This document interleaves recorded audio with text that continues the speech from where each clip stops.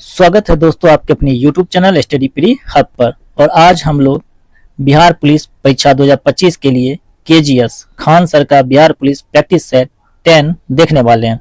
इससे पहले हम लोगों ने प्रैक्टिस सेट 1 से लेकर 9 तक का डिस्कशन कर लिया है, जिसका लिंक आपको इस वीडियो के नीचे डिस्क्रिप्शन में मिल जाएगा, जहां से आप वीडियो को देख सकते हैं। साथ ही साथ इसका पीडीएफ लिंक हमारे Telegram channel study pre hub पर मिल जाएगा, तो जिसका लिंक आपको इसी वीडियो के नीचे डिस्क्रिप्शन में देखने को मिलेगा। तो वहां से आप टेलीग्राम चैनल ज्वाइन होकर पीडीएफ प्राप्त कर सकते हैं। तो चलिए आज हम लोग बिहार पुलिस परीक्षा 2025 के लिए केजीएस का Bihar police practice set 10 discuss करते हैं। आपसे निवेदन है वीडियो को ज्यादा से ज्यादा शेयर करें, अगर चैनल पर नए हैं तो चैनल को सब्सक्राइब कर लें तथा वीडियो को एक लाइक जरूर करें। और वीडियो के मध्य में पूछे गए प्रश्नों का उत्तर आप कमेंट बॉक्स में देने की कोशिश जरूर करें। तो चलिए देखते हैं question number first. Question number first है, पूर्व मध्य रेलवे का मुख्यालय हाजीपुर में कब स्थापित किया गया? तो इसका सही आंसर हो जाएगा ऑप्शन नंबर सी 2002 को। कब? तो 1 अक्टूबर 2002 को किया गया। नेक्स्ट क्वेश्चन है question number 2, spinning jenny mission का आविष्कार किसने और कब किया था? तो इस मशीन का आविष्कार किसने किया? तो किया था जेम्स हरग्रीव्स ने 1764 ईस्वी में, यानी ऑप्शन बी जो इसका राइट आंसर हो जाएगा। नेक्स्ट क्वेश्चन देखते हैं क्वेश्चन नंबर 3।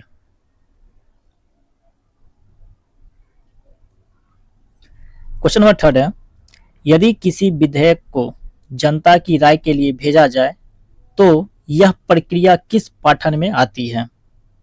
तो इसका सही आंसर क्या हो जाएगा? इसका जो सही आंसर हो जाएगा ऑप्शन नंबर बी, द्वितीय पाठन में आती है। किस पाठन में? तो द्वितीय पाठन में।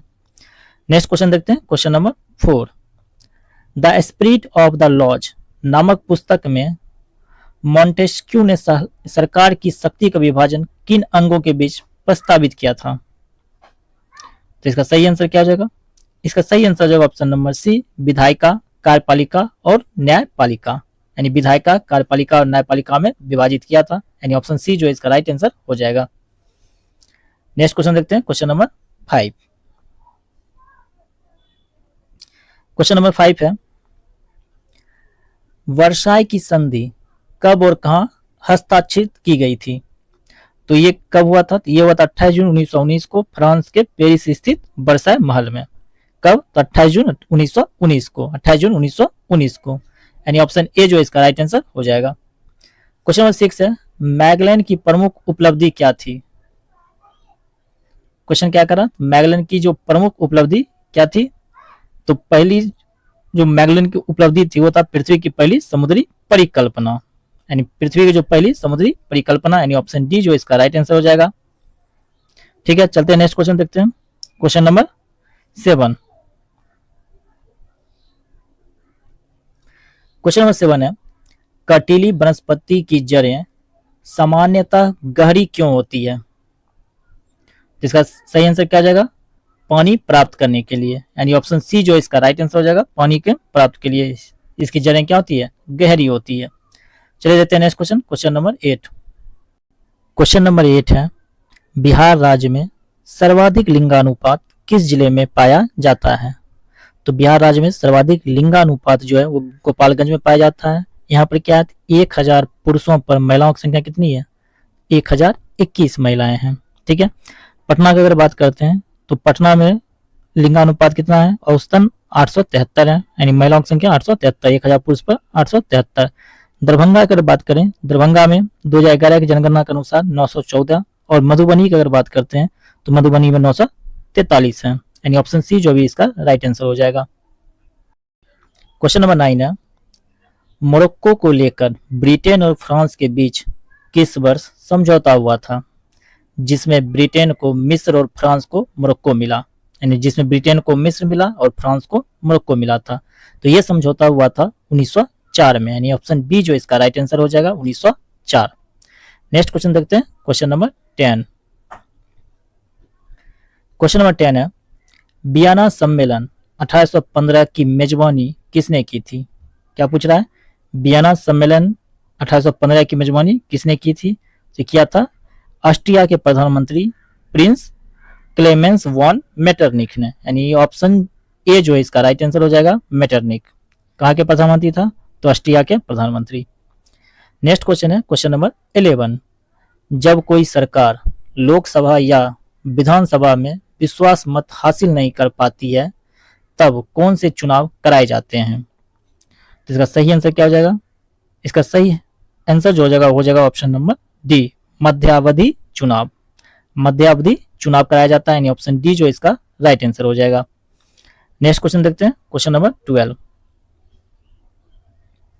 क्वेश्चन नंबर 12 है, घाना देश स्वतंत्रता प्राप्ति से पहले किस नाम से जाना जाता था? तो घाना जो देश है स्वतंत्रता प्राप्ति से पहले किस नाम से जाना जाता था? इसे जाना जाता था गोल्ड कोस्ट के नाम से, यानी ऑप्शन डी जो इसका राइट आंसर हो जाएगा गोल्ड कोस्ट।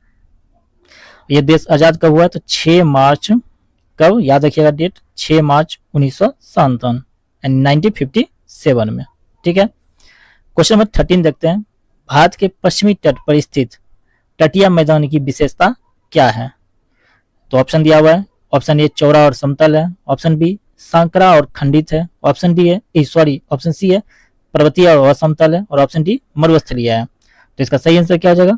इसका सही आंसर हो जाएगा ऑप्शन नंबर बी, सांकरा और खंडित है। भारत के जो पश्चिमी तट पर स्थित तटीय मैदान को हम लोग किस नाम से जानते हैं? तो कोंकण के नाम से जानते हैं। याद रखिएगा कौन सा नाम से जानते हैं? तो कोंकण। ठीक है। नेक्स्ट क्वेश्चन देखते हैं, क्वेश्चन नंबर 14। क्वेश्चन नंबर 14 है, निम्न में से किस देश में संसद को ड्यूमा कहा जाता है? ये स्टैटिक जीके का पार्ट है। पूछ रहा निम्न में से किस देश को, यानी किस देश के संसद को ड्यूमा कहा जाता है? तो ड्यूमा किस देश के संसद को कहा जाता है? रूस के संसद को ड्यूमा, यानी ऑप्शन ए जो इसका राइट आंसर हो जाएगा। ठीक है। नेक्स्ट क्वेश्चन देखते हैं, क्वेश्चन नंबर 15। क्वेश्चन नंबर 15 है, जब कोई सामाजिक अंतर किसी अन्य अंतर के साथ मिल जाता है और लोग स्वयं को अलग समुदाय का मानने लगते हैं तो यह स्थिति क्या कहलाती है? तो इस स्थिति को कहा जाता है सामाजिक विभाजन, यानी ऑप्शन डी जो इसका राइट आंसर हो जाएगा। क्वेश्चन नंबर 16 देखते हैं, ग्राम सभा में कौन कौन सदस्य होते हैं? क्या कहता है? ग्राम सभा में कौन कौन सदस्य होते हैं? तो ग्राम सभा में कौन कौन सदस्य होते हैं? तो ग्राम सभा में होता है सभी वैक्स नागरिक जो मतदाता सूची में पंजीकृत हो, यानी ऑप्शन सी जो इसका राइट आंसर हो जाएगा, सभी वैक्स नागरिक जो मतदाता सूची में पंजीकृत हो। ठीक है। नेक्स्ट क्वेश्चन देखते हैं, क्वेश्चन नंबर 17।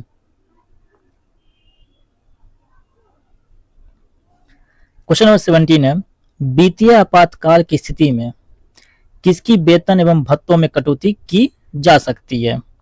तो वित्तीय आपातकाल क्या आता है? तो अनुच्छेद किसमें है? तो अनुच्छेद 360 में। ये सब राष्ट्रपति द्वारा लगाया जाता है। तो अनुच्छेद 360 में वित्तीय आपातकाल की चर्चा है। तो क्या कह रहा है? तो वित्तीय आपातकाल की स्थिति में किसकी वेतन एवं भत्तों में कटौती की जा सकती है? तो ऑप्शन दिया हुआ है, केवल राज्य कर्मचारियों के, केवल न्यायालयों के जजों के, ऑप्शन सी है केवल संसदों के, और ऑप्शन डी है केंद्र और राज्य दोनों के अधिकारियों के। तो इसका सही आंसर क्या हो जाएगा? इसका सही आंसर हो जाएगा ऑप्शन नंबर डी, केंद्र और राज्य दोनों के अधिकारियों के। नेक्स्ट क्वेश्चन देखते हैं, क्वेश्चन नंबर 18। जयप्रकाश नारायण ने छात्र आंदोलन का नेतृत्व किस शर्त पर स्वीकार किया था?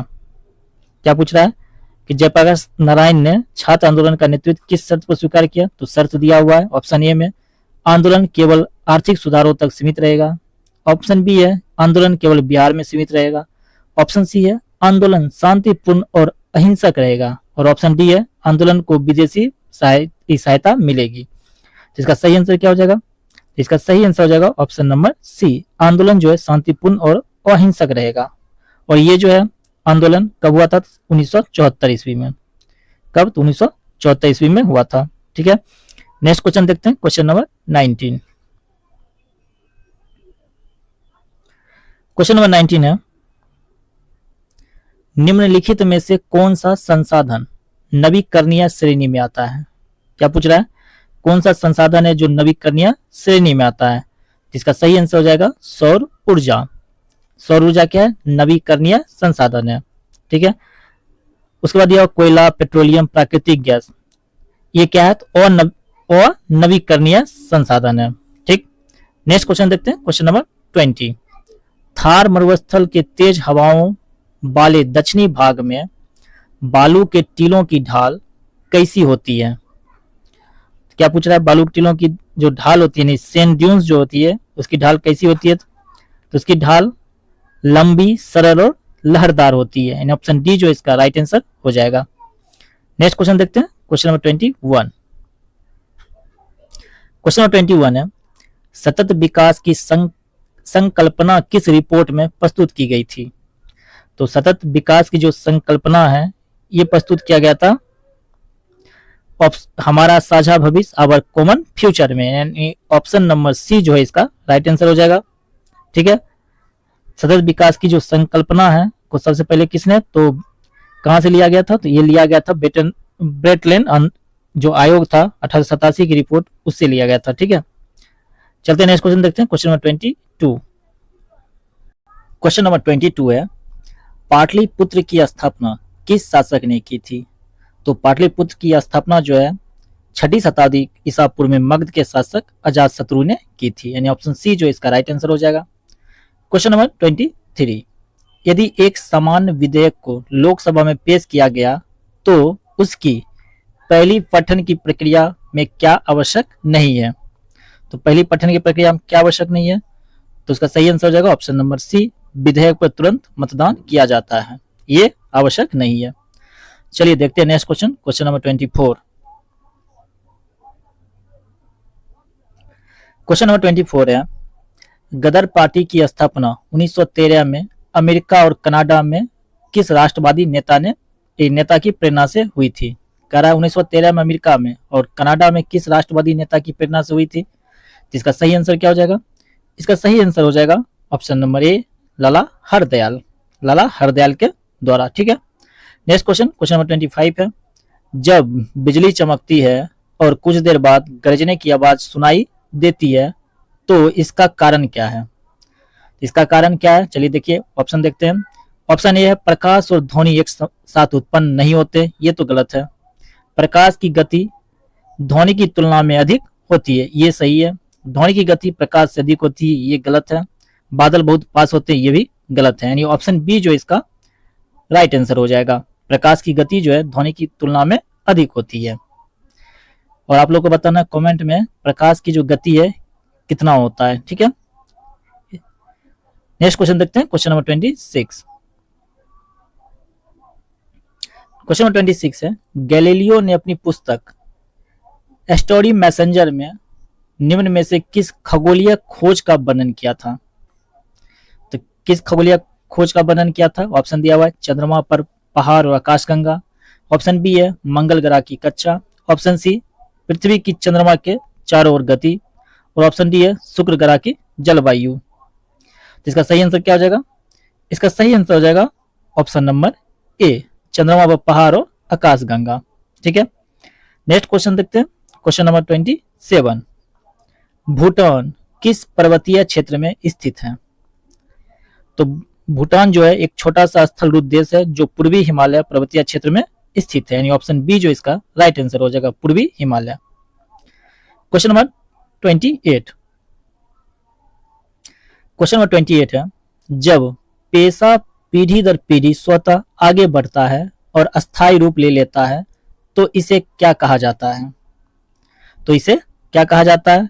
तो इसे कहा जाता है जाति, यानी ऑप्शन बी जो है इसका राइट आंसर हो जाएगा, इसे जाति कहा जाता है। चलिए देखते हैं next question, question number 29। Question number 29 है, अर्थशास्त्र में उत्पादन का क्या अर्थ है? तो इसका सही आंसर हो जाएगा उपयोगिता का सृजन करना, यानी ऑप्शन सी जो इसका राइट आंसर हो जाएगा। अर्थशास्त्र में जो उत्पादन है इसका अर्थ केवल वस्तुओं को बनाने से नहीं होता है, बल्कि मुख्य उद्देश्य होता है कि उपयोगिता का सृजन करे जिससे इसकी वृद्धि हो सके। नेक्स्ट क्वेश्चन देखते हैं, क्वेश्चन नंबर 30। विस्थापन के लिए निम्न में से कौन सा कथन सही है? तो कथन दिया हुआ है, ऑप्शन ए में दिया हुआ है, विस्थापन का परिमाण हमेशा तय की गई दूरी से अधिक होता है। ऑप्शन बी है, विस्थापन कभी शून्य नहीं हो सकता है। ऑप्शन सी है, विस्थापन का परिमाण तय की गई दूरी के बराबर या उससे कम हो सकता है। और ऑप्शन डी है, विस्थापन का कोई दिशा नहीं होता है। तो इसका सही आंसर क्या आ जाएगा? इसका सही आंसर हो जाएगा ऑप्शन नंबर सी, विस्थापन का जो परिमाण है तय की गई दूरी के बराबर या उससे कम हो सकता है, यानी ऑप्शन सी जो इसका राइट आंसर हो जाएगा। और विस्थापन क्या है? एक सदिश राशि है। विस्थापन क्या है? एक सदिश राशि है। कौन सी राशि है? सदिश राशि है। ठीक है, इसका मतलब होता है क्या? किसी वस्तु की प्रारंभिक स्थिति से अंतिम स्थिति तक की जो सीधी रेखा में दूरी अथवा उसकी दिशा। नेक्स्ट क्वेश्चन देखते हैं, क्वेश्चन नंबर 31।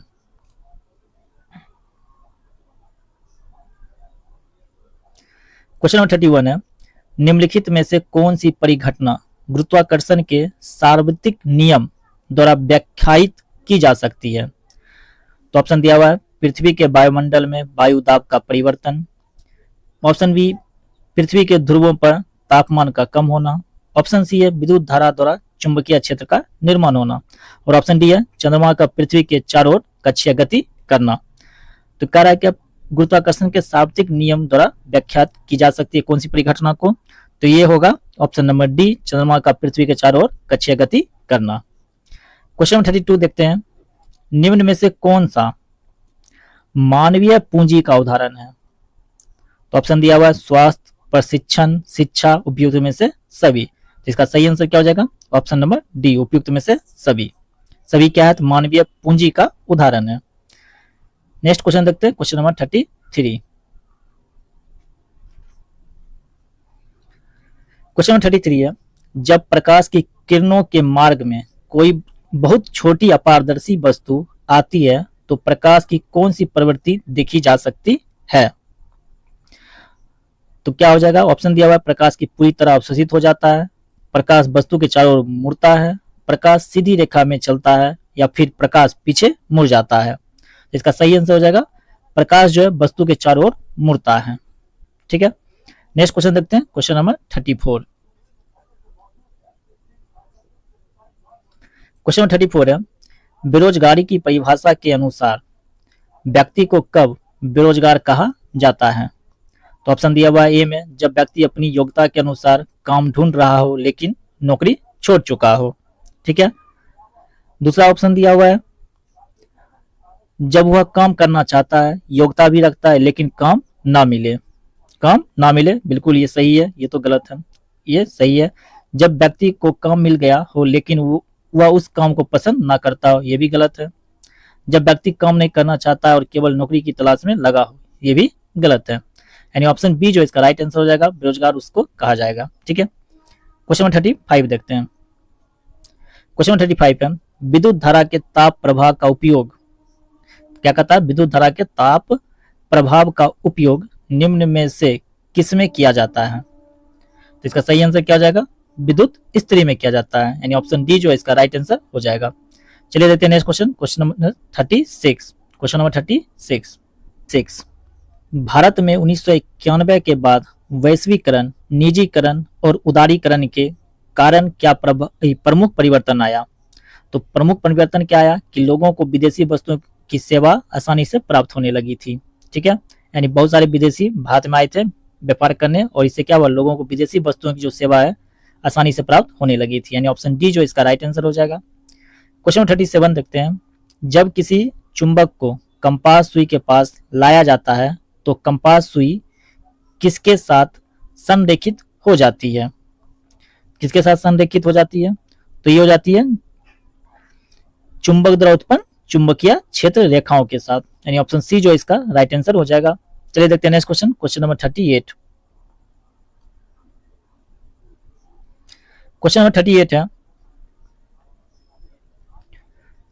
तुंगभद्रा बांध किस दो राज्यों की संयुक्त परियोजना है? तो तुंगभद्रा जो बांध है ये कर्नाटक और आंध्र प्रदेश की संयुक्त परियोजना है, यानी ऑप्शन नंबर जो डी है इसका राइट आंसर हो जाएगा, कर्नाटक और आंध्र प्रदेश। ठीक है, और इसका निर्माण कब करवाया गया? इसका निर्माण करवाया गया था 1949 में। ठीक है, चलिए देखते हैं नेक्स्ट क्वेश्चन, क्वेश्चन नंबर 39। राइन नदी के किनारे स्थित कौन सा शहर है? क्या पूछ रहा है? राइन नदी के किनारे कौन सा शहर स्थित है? तो ये स्थित है कोलोन, यानी ऑप्शन ए जो है राइट आंसर हो जाएगा। नेक्स्ट क्वेश्चन देखते हैं, क्वेश्चन नंबर 40।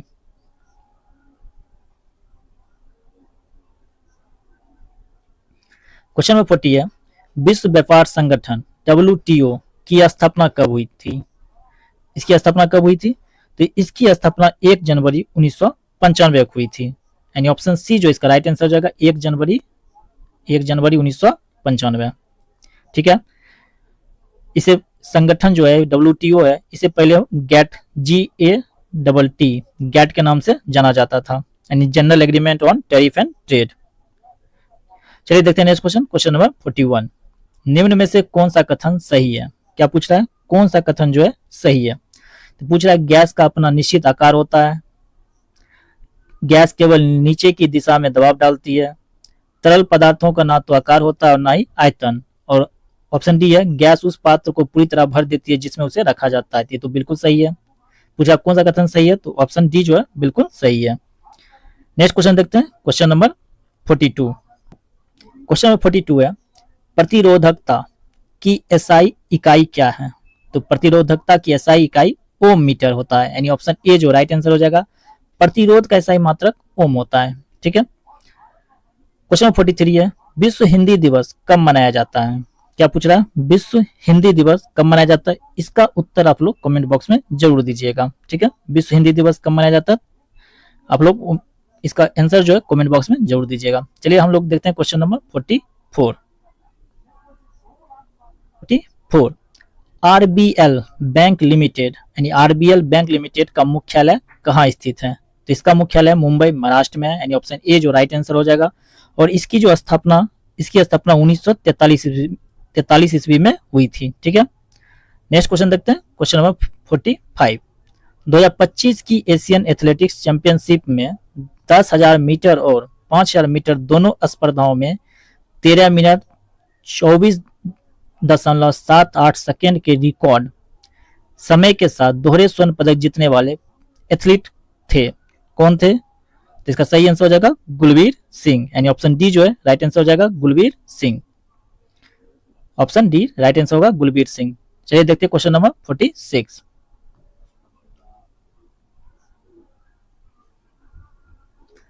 क्वेश्चन नंबर 46 है राष्ट्रीय खेलों के 39वें संस्करण का आयोजन जो 2027 में प्रस्तावित है मेघालय द्वारा किया जाएगा।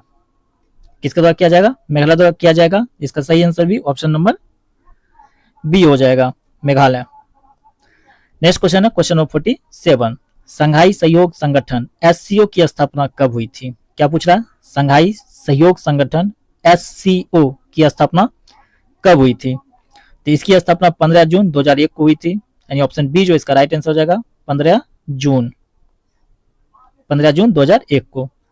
नेक्स्ट क्वेश्चन देखते हैं, क्वेश्चन नंबर 48। क्वेश्चन नंबर 48 है सिपकिला दर्रा किन दो क्षेत्रों को जोड़ता है? कौन सा दर्रा है? सिपकिला दर्रा किन दो क्षेत्रों को जोड़ता है? तो ये जोड़ता है किसको? तो ये जोड़ता है हिमाचल प्रदेश और तिब्बत को, यानी ऑप्शन डी जो इसका राइट आंसर हो जाएगा। क्वेश्चन नंबर 49 है संजय मल्होत्रा को नियुक्त किया गया। संजय मल्होत्रा को नियुक्त किया गया तो RBI के 26वें गवर्नर के रूप में, यानी RBI के 26वें गवर्नर के रूप में नियुक्त किया गया, यानी ऑप्शन सी जो इसका राइट आंसर हो जाएगा। आप लोग इस काफी इंपॉर्टेंट क्वेश्चन आप लोगों के लिए है, तो आप लोग इसे याद रखिएगा।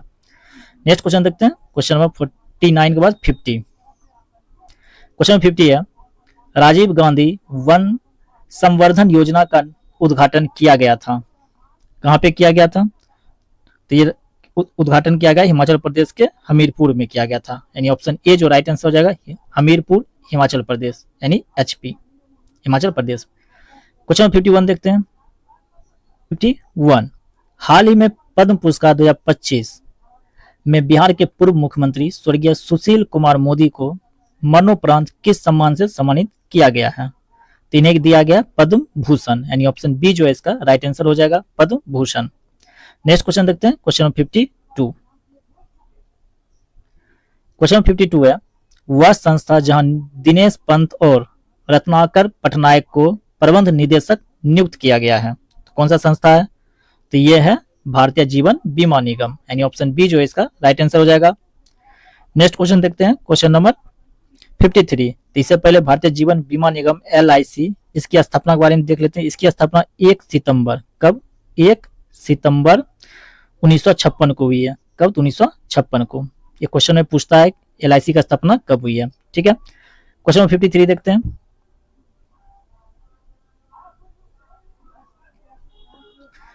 क्वेश्चन 53 है भारतीय सरकार द्वारा शुरू किए गए प्रथम राष्ट्रीय विज्ञान पुरस्कारों में से कौन सा पुरस्कार जीवन भर के उत्कृष्ट योगदान के लिए सर्वोच्च सम्मान माना जाता है? तो कौन सा पुरस्कार है? तो ये है विज्ञान रत्न पुरस्कार, यानी ऑप्शन सी जो है इसका राइट आंसर हो जाएगा, विज्ञान रत्न पुरस्कार। नेक्स्ट क्वेश्चन देखते हैं, क्वेश्चन 54। बर्फ जल में तैरती है तो वह किस सिद्धांत को दर्शाती है? तो ये किस सिद्धांत को दर्शाते हैं? तो ये दर्शाता है आर्किमिडीज का सिद्धांत, यानी ऑप्शन डी जो इसका राइट आंसर हो जाएगा, ऑप्शन डी आर्किमिडीज का सिद्धांत। नेक्स्ट क्वेश्चन देखते हैं, क्वेश्चन नंबर 55।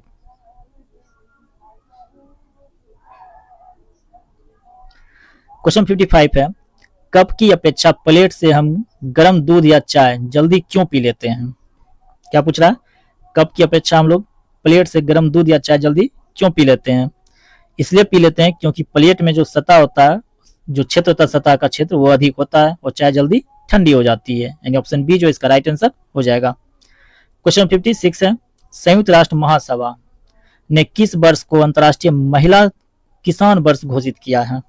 किस वर्ष को घोषित किया? ये किया है 2026 को, यानी ऑप्शन सी जो इसका राइट आंसर हो जाएगा 2026। चलिए देखते हैं next question, question number 57। Question 57 है, पद्म पुरस्कार 2025 में बिहार की कितने हस्तियों को सम्मानित किया गया है? तो पद्म पुरस्कार 2025 में बिहार के कुल 7 हस्तियों को सम्मानित किया गया, जिसमें सरदार सिन्हा, सुशील कुमार मोदी, किशोर कुणाल, भीम सिंह भवेश, हेमंत कुमार, निर्मला देवी और विजय नित्यानंद सुरेश्वरी जी को मिला है। ठीक है, कुल 7। चलिए देखते हैं नेक्स्ट क्वेश्चन, क्वेश्चन 58। क्वेश्चन 58,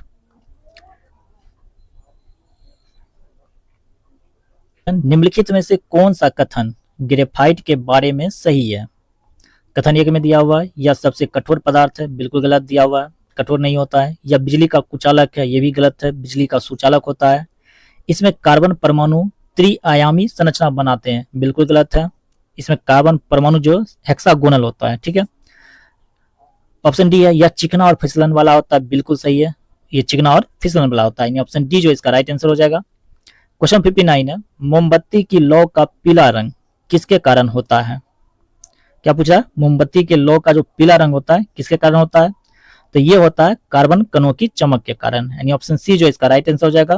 ठीक है, नेक्स्ट क्वेश्चन हम लोग देखते हैं, क्वेश्चन नंबर 60।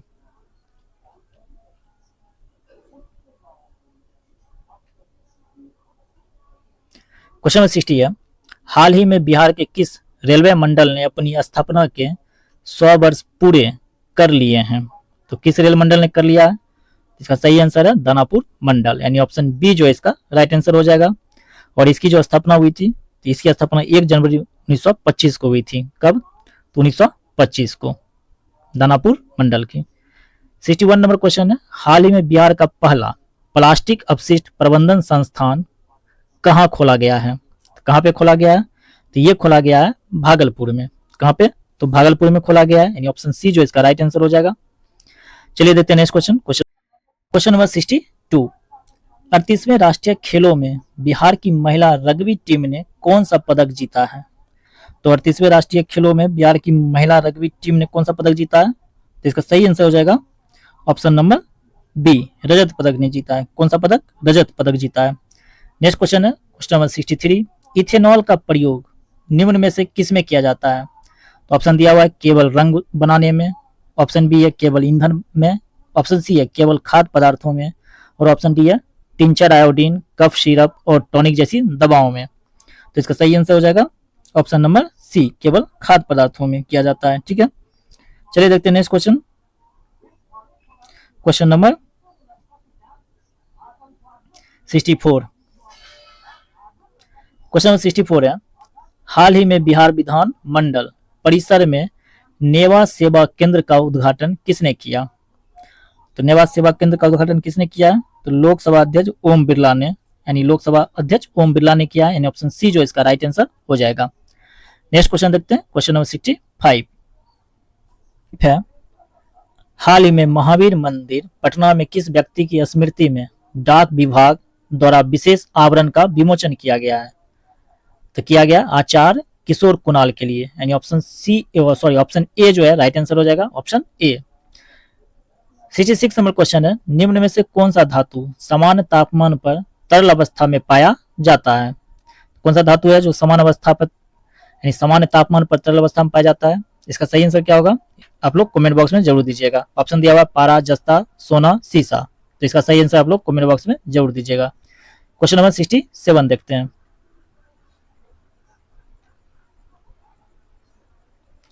क्वेश्चन नंबर 67 है, गर्मा गर्म खाने की गंध दूर क्यों फैलती है जबकि ठंडे खाने की गंध पास जाकर ही महसूस होती है?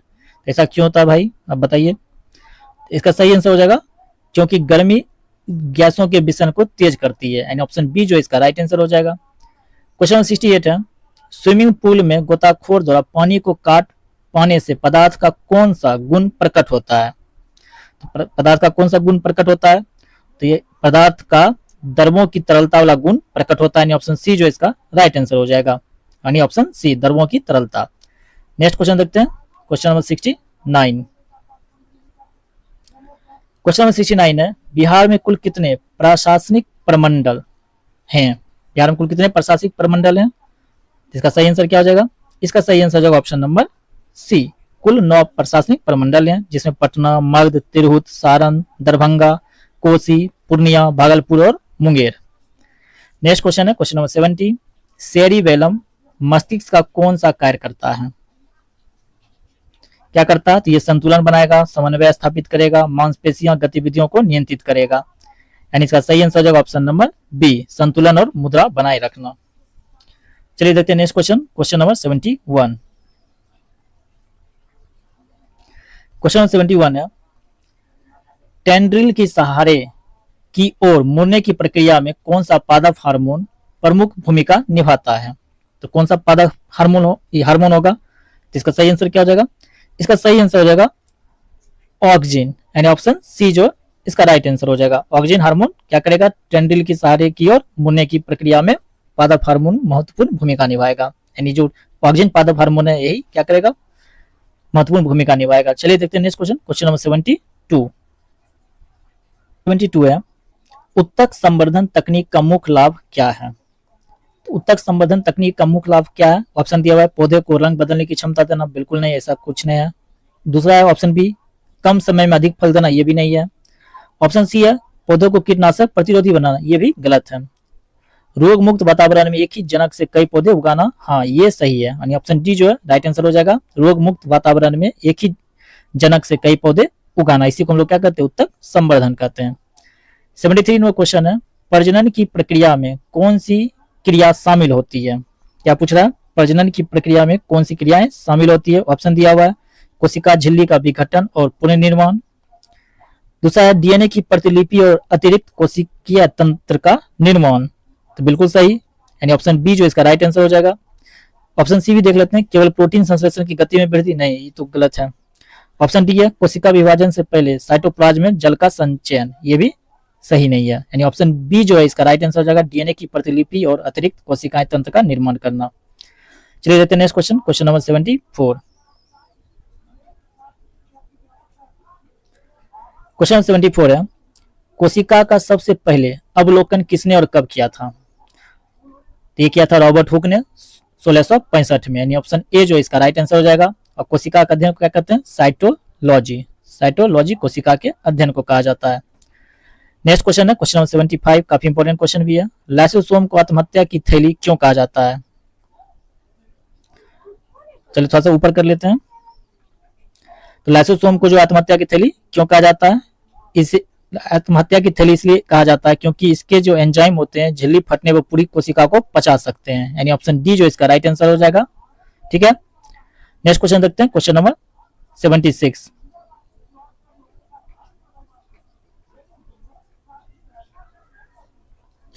क्वेश्चन 76 है, निम्नलिखित में से कौन सा एक सरल उत्तक है? क्या पूछ रहा है? कौन सा जो है सरल उत्तक का उदाहरण है? तो इसका सरल उत्तक का उदाहरण है स्क्लेरेन कायमा, यानी ऑप्शन ए जो है इसका राइट आंसर हो जाएगा। स्क्लेरेन कायमा क्या है? एक सरल अस्थायी उत्तक है जो मुख्यतः पौधों को मजबूती और सहारा प्रदान करता है। ठीक है, जाइलम और फ्लोएम दोनों क्या संवहन उत्तक है पौधे का? यानी ऑप्शन ए इसका राइट आंसर होगा। जाइलम और फ्लोएम क्या संवहन उत्तक है। जाइलम जल का परिवहन करेगा, फ्लोएम खाद्य पदार्थों का। नेक्स्ट क्वेश्चन देखते हैं, क्वेश्चन नंबर 77। क्वेश्चन 77 है, बिहार राज्य का राजकीय पक्षी कौन सा है? तो इसका सही आंसर क्या हो जाएगा? इसका सही आंसर ऑप्शन ए गोरैया है। बिहार राज्य का राजकीय पक्षी गोरैया है। नेक्स्ट क्वेश्चन देखते हैं, क्वेश्चन नंबर 78 है, ब्रॉयलर मुर्गियों को मुख्यतः किस उद्देश्य से पाला जाता है? तो ब्रॉयलर मुर्गियां जो है इसे पाला जाता है अधिक मांस उत्पादन के लिए, यानी ऑप्शन सी जो इसका राइट आंसर हो जाएगा। नेक्स्ट क्वेश्चन देखते हैं, question number 79।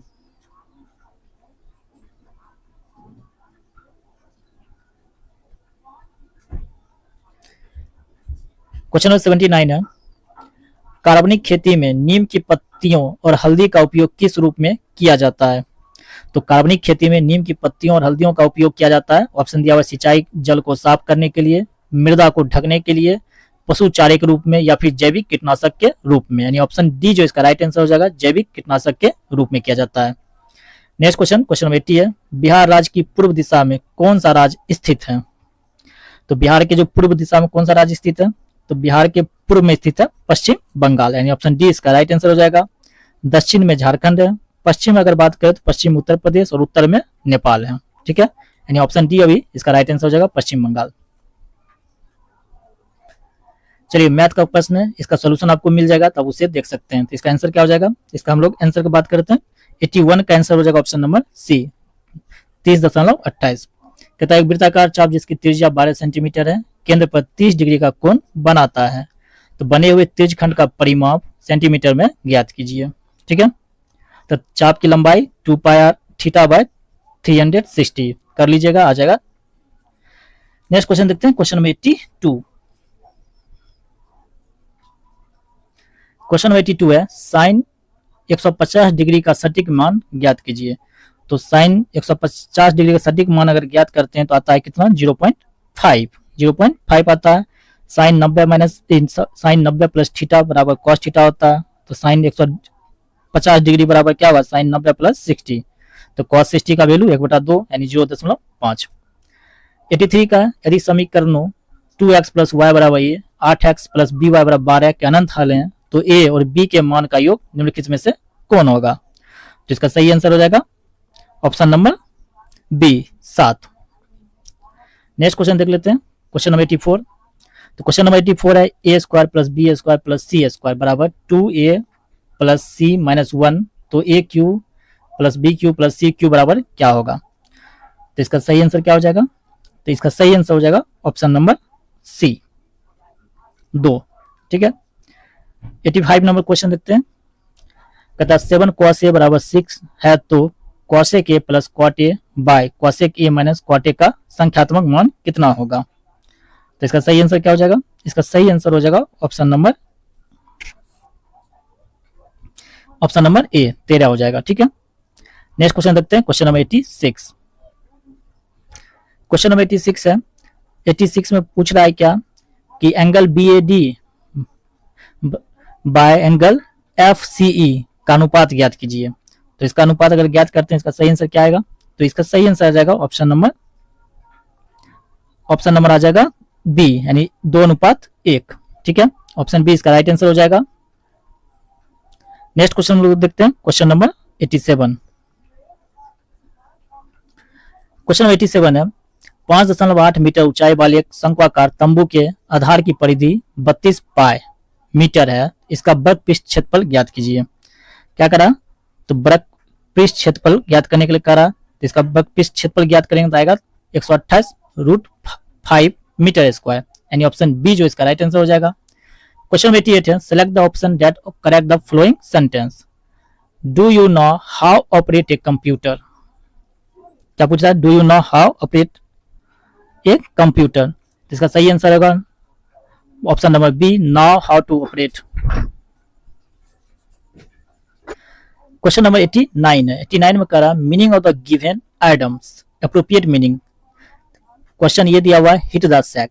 Hit the sack का होता है to go to bed, to sleep, यानी ऑप्शन डी का राइट आंसर हो जाएगा। क्वेश्चन नंबर 90 देख लेते हैं। क्वेश्चन नंबर 90 क्या है?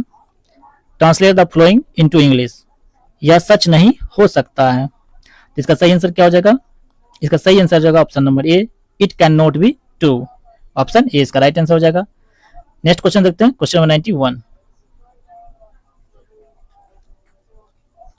क्वेश्चन नंबर 91 है, select the option that express the given sentence in passive voice. क्या कर रहा? पैसिव वॉइस में I told them the secret of my success, the secret of my success. तो इसका सही आंसर ऑप्शन नंबर हो जाएगा A, they were told the secret of my success by me. Next question देखते हैं, question number 92।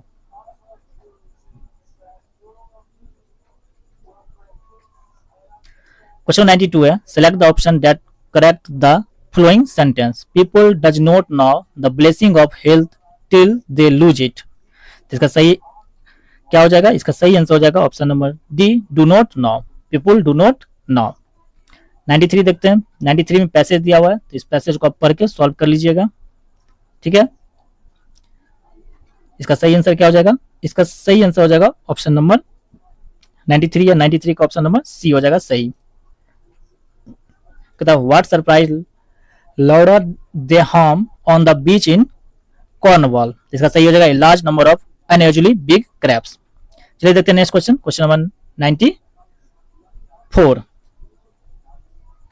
में कह रहा है of the given categories which scale of language register does the given example fall on to.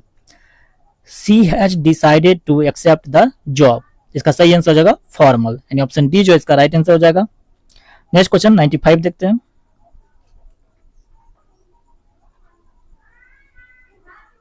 Question 95 है, माता पिता हमारे प्रथम डैश होते हैं, दिए गए विकल्प से उचित विकल्प का चयन करके रिक्त स्थान को पूरा करें। तो माता पिता हमारे प्रथम गुरु होते हैं, यानी ऑप्शन ए इसका राइट आंसर हो जाएगा।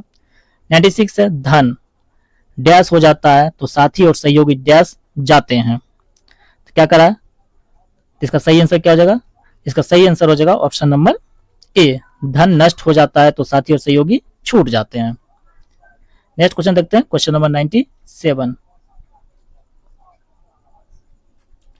क्वेश्चन 97 है, पाठक शब्द का स्त्रीलिंग शब्द है, यानी पाठक जो शब्द है इसका स्त्रीलिंग क्या होगा?